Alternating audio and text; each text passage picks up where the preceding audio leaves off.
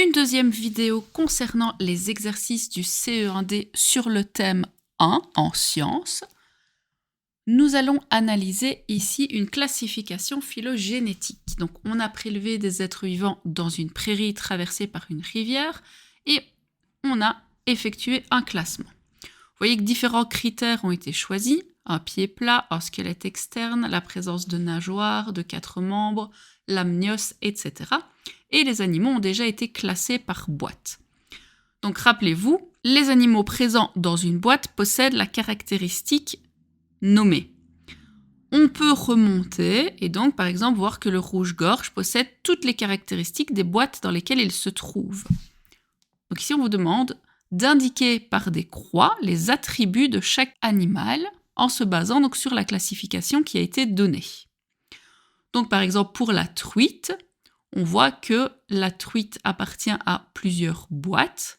Elle appartient à la très grande boîte, donc elle a des yeux, une bouche. Elle appartient à la boîte squelette interne, ainsi qu'à celle nageoire à rayons. Et vous voyez qu'elle n'appartient à aucune autre boîte, donc on ne peut cocher que ces 3 caractéristiques.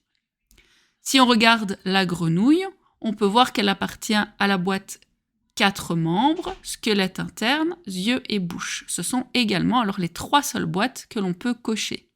Donc on ne coche bien que les boîtes dans lesquelles l'animal se trouve. On va réaliser ceci donc pour l'ensemble des animaux. Donc la limace, on voit qu'elle se trouve dans la boîte pied plat porteur, qui elle-même se trouve dans la boîte yeux bouche et dans aucune autre. Ce sont donc les 2 seules que l'on peut cocher. La sauterelle, elle possède un squelette externe et elle appartient également à la boîte yeux et bouche. Ce sont donc à nouveau les 2 seules cases que l'on va pouvoir cocher dans le tableau.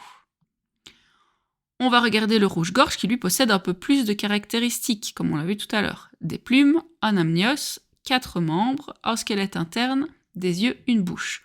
Donc lui, on va pouvoir cocher alors toutes ces caractéristiques-là. Et enfin, donc, le rat, qui lui donc, possède un placenta, un amnios, 4 membres, un squelette interne et des yeux et une bouche. Vous voyez que par exemple le critère yeux et bouche est partagé par l'ensemble des animaux que l'on a choisis. Ils se retrouvent donc tous dans la plus grande des boîtes. On vous pose alors plusieurs questions par rapport à cette classification. On vous demande les 4 attributs qui sont communs à la tortue et à la pie. Alors on repère la tortue et on repère la pie dans le tableau de classification.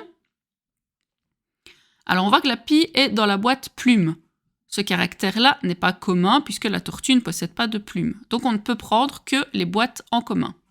C'est-à-dire l'amnios, on a la tortue et on a la boîte avec le rouge-gorge dans le caractère amnios, les 4 membres, le squelette interne et alors le fait de posséder des yeux et une bouche. On vous demande aussi le ou les attributs communs au hérisson et à l'escargot. Alors le hérisson, on vient de le trouver, donc il possède placenta, amnios, etc. Et l'escargot qui est là tout au bout avec le pied plat, etc.